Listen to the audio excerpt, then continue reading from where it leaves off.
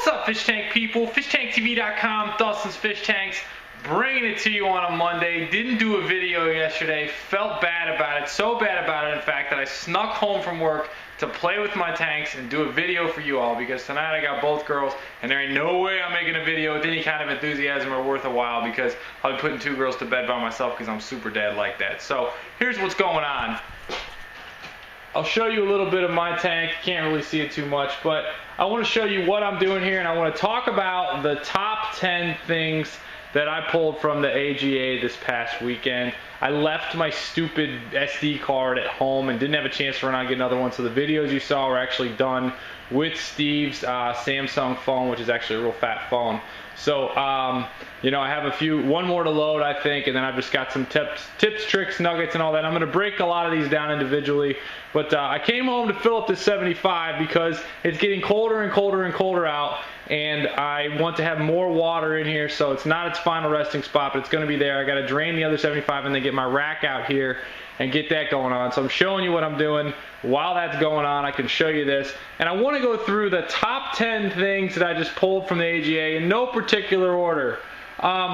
Number 10, the Pats and the moss tanks are way overdone. I saw you guys commented on it. I totally agree. I think the Pat looks cool. I think the first person that did it looked cool. I think it's overdone now. Those scapes that are just completely unmaintainable with that perfectly clear white path. Come on, y'all. You're not going to keep your tank looking like that all the time. It's a photograph. They don't always look like that. I know my tanks look like hell, but at least they're manageable like a long time, not just for one photo. So I think those are way overdone. I'm with you all in the comments. Pats are overdone. The white sand, they look cool, but whatever. Let's go. Let's do something different. Number 9. This was a cool tip. This was given by Chris Weinhold on Guitar Fish. I think it's his website. I'll try to put it in the comments. You don't need to stare at me, stare at this tank, Steve's tank. Number 9 though, when doing an aquascape, avoid collectoritis. That's when you actually have like a whole bunch of different species in there. I'm showing this tank coincidentally as an example. It's just a few species. It's this right here is Lobelia cardinalis, I almost lost it.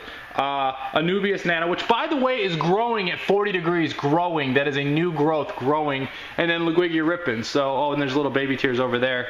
But that's just, you know, 1, 2, 3, 4 species in a tank. So if you want an aquascape to look natural, think about it in nature. You don't see like 5 species all crammed into one area together. So kind of cut it back. I do a similar thing with my 125 and also my 220, just a limited number of species. So I thought that was really good advice.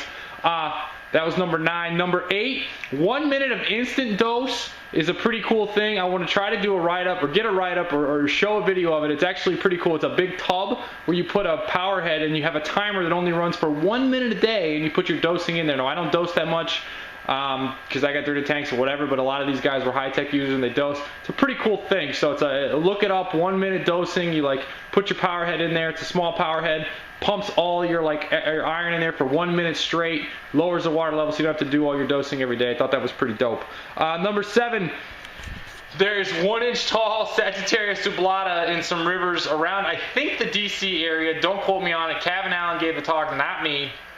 1 inch tall Sagittarius Oblada. It's a native species. He showed pictures of it. That's one of my favorite plants. So go over there, check it out, do some research, find it. 1 inch tall Sagittarius Oblada, stays real short, cool plant. Thought that was cool. He did a talk on native collecting. Kevin Allen, good talk. A little dry, but whatever. It's cool about going out and collecting your own species. We'll show this again. Number 6, heck, we'll show this. Number 6, you can use Seachem Excel to kill blackbeard algae. People have been blowing me up about how to kill blackbeard algae. I came back to this wonderful cyanobacteria, which is like an algae bacteria thing that I'm trying to battle in here. So if anybody's got any tips, you can't really see it because of the glare. It sucks. But it's got like a cyano kind of film thing on it. It's like that blue bubble grossness right there. You see that stuff? That stuff sucks. But you can use Seachem Excel on your tanks. They have the blackbeard algae. Just lower the water level, hit it with the Excel, and then kind of, or you could use hydrogen peroxide, but he says use it like a really, really low dosage. I don't have the dosage. The guy just winged it, but people have been asking me about blackbeard algae. I thought that was good.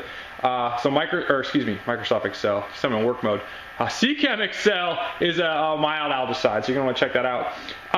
Number 5, slope your aquascapes high in the back and then down. He showed a picture of a mono, and he had like an mono tank that started back here with the gravel and way down. And look, those are all those mountains escape, natural aquarium, blah, blah, blah. But starting your tanks higher up, I think, is really a good thing. Like, you're sloping it way up, so I thought that was pretty cool. As I show you, I think a dead fish in there. Yeah, he didn't make it, but you'll have that. Oh, let's see here. Number 4, Florida Aquatic Nursery sells 3,000 Amazon swords a week. I just thought that was cool. Number 3, LED. Supposedly, I want to know about this from you all.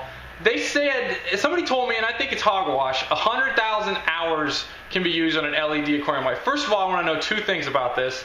1, how many hours can they really actually run? I've read 50,000, I'm hearing 100,000, I don't really buy 100,000. And 2, more importantly, is anyone using LEDs with that 6500K spectrum in a planted tank? I'd love to know, because if I did the math, if it's 100,000 hours, that's about 27 years if you're running it like 10 hours a day, a little over 27 years. That's ridiculous.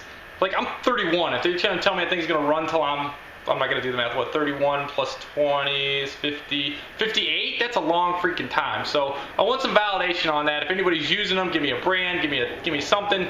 Tell me something about LEDs on a planted tank. They were hyping it. I'm not buying the hype until I see somebody using it.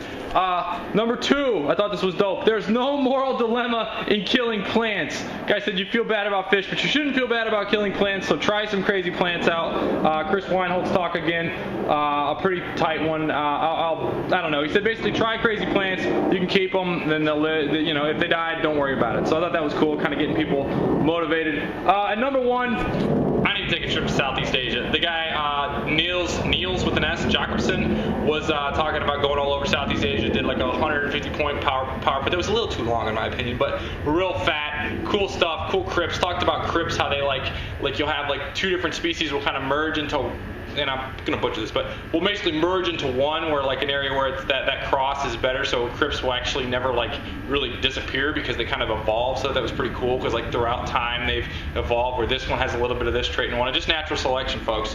Get your old biology stuff out. But that's what I'm doing. The top 10, the number 1 thing, I need to go to Southeast Asia. I thought that was cool.